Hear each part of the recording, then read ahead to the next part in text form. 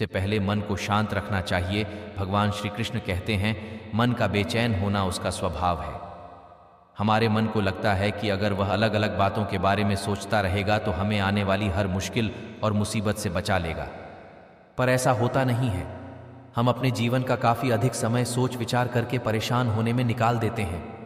भगवान श्री कृष्ण कहते हैं कि मन का यह स्वभाव बदलना मुश्किल ज़रूर है, असंभव नहीं। अच्छा, अब आप एक बात बताइए, क्या आप कौवे को कह सकते हैं कि वो कांव कांव की आवाज़ ना करे? या फिर क्या आप किसी मेंढक को कह सकते हैं कि वह पानी देखते ही ऊंची छलांग ना मारे? हमारे मन का भी कुछ ऐसा ही है। जीवन में कुछ भी होता है, अच्छा या बुरा, हमारा मन उस पर करने लगता है। कांव कांव से मेरा मतलब है चिंता करना, व्याकुल होना। कोई बुरी बात होती भी नहीं है और मन परेशानी की ऊंची ऊंची लपटें लेने लगता है। कभी कभी तो मुझे ऐसा लगता है कि हम में से कई लोग सिर्फ परेशान होने के लिए जीते हैं। सारी परेशानी, पीड़ा, दुविधा अक्सर हमारी मन की बनाई हुई कहानियां होती हैं। भगवान श्री कृष्ण हमें हमारे मन को शांत और स्थिर करने के लिए 2 उपाय देते हैं। पहला, ध्यान लगाना या मेडिटेट करना। दूसरा, वैराग्य भाव सीखना।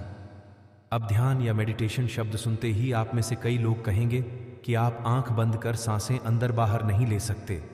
यहां हम सब गलती कर बैठते हैं। मेडिटेशन या ध्यान का मतलब सिर्फ आंख बंद कर बैठना नहीं होता। का मतलब होता है अपना पूरा ध्यान किसी चीज पर लगाना और उसे हटने नहीं देना।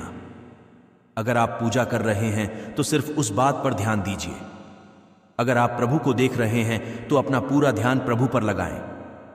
यहां मत सोचिए कि देखकर आप अपना कितना वक्त बर्बाद कर रहे हैं। जब आप जीवन के हर छोटे बड़े काम को पूरे ध्यान से करते हैं तो आपका जीवन ही एक मेडिटेशन बन जाता है। ऐसे जीवन में शांति, स्थिरता, साहस और सफलता का होना अनिवार्य है। वैराग्य भाव दूसरा उपाय। वैराग्य का अर्थ यह नहीं कि आप सब कुछ छोड़कर जंगल में जाकर बैठ जाएं। वैराग्य का सच्चा अर्थ है कि आप जो काम कर रहे हैं उसका क्या नतीजा या रिजल्ट निकलेगा उसकी चिंता ना करें।